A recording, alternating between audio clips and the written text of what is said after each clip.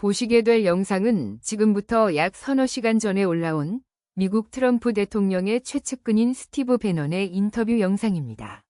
트럼프와 미국 군부가 현재의 한국 상황을 아주 상세하고 정확하게 알고 있다는 것을 보여줍니다.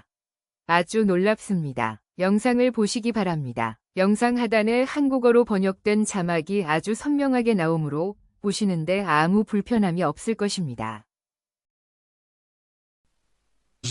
He's got counter demonstrations of hundreds of thousands of people in the streets.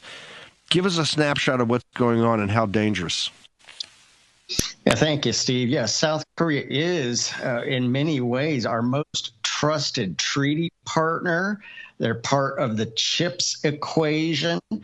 And President Yoon, they are in the fight of their lives right now against essentially a communist coup. Most of these on legacy media, when you see these protests against martial law, 1/3 to 2/3 of those are actually Chinese that have been flown in. This is absolutely crazy. Let's go to this first slide here to explain the lineup of what's going on, please. Here we go, Denver. There we go. So on your left, that's Lee, the leader of the Democratic Party. He's left wing. He's actually pro-China. He calls the U.S. an occupation force.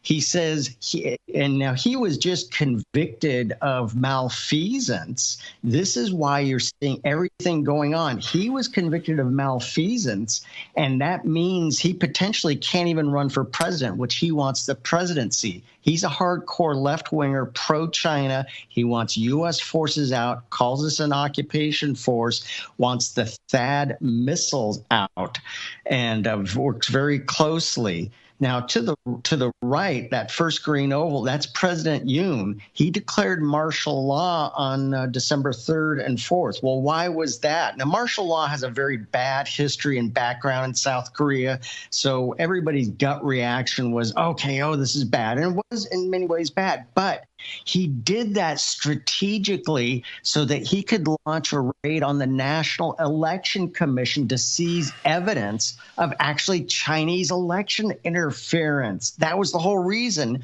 because legally, that's how the only way he could do it, to raid the National Election Commission. Let's go to the next slide, please. So what happened was, after that, there was a vote to impeach Yoon. Okay, so then the presidency passed to Han Duck-soo. Okay, now he was impeached on December 27th, and the presidency is now President Che. And again, on the left, that's the Democrat Party. They control the National Assembly. It's a unicameral body, but they have 192 seats. The right is the populist Make Korea Great Again party. These are conservatives. They're in the fight of their lives. There's so much election malfeasance. They have 108 seats in the National Assembly. But that's what's going on. So there is huge gatherings. Now, on legacy media, all you see is the impeachment. It's actually not like that. Let's see the next slide, please. This is the 3 centers of gravity in Seoul. So that center one, that's the office of the presidency. That's a very important one. It's right next to Yongsan, the old U.S. military, Dragon Hill Lodge, right there. That's where the office of the presidency is. The National Assembly is over on the left. That's Yeouido Island, and that's where Lee really holds power, and that's where he's really conducting this coup from, is the National Assembly.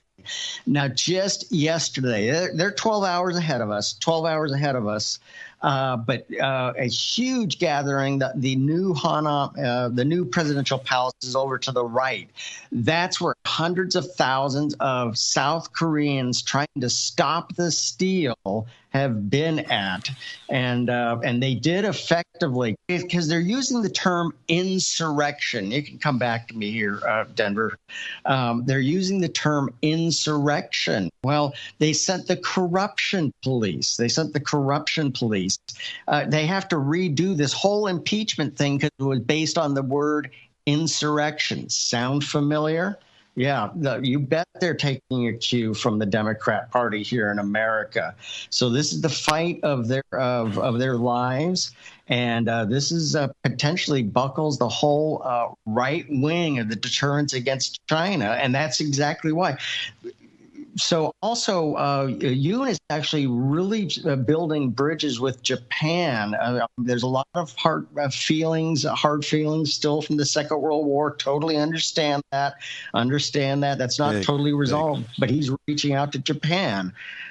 However, Lee is extremely anti-Japan and wants to break up that alliance. That's also what China is concerned about. So most of what's going on right now, this is a Chinese malign influence attempting to topple South Korea and really put it make it a enclave of China. So, Steve, this is so concerning.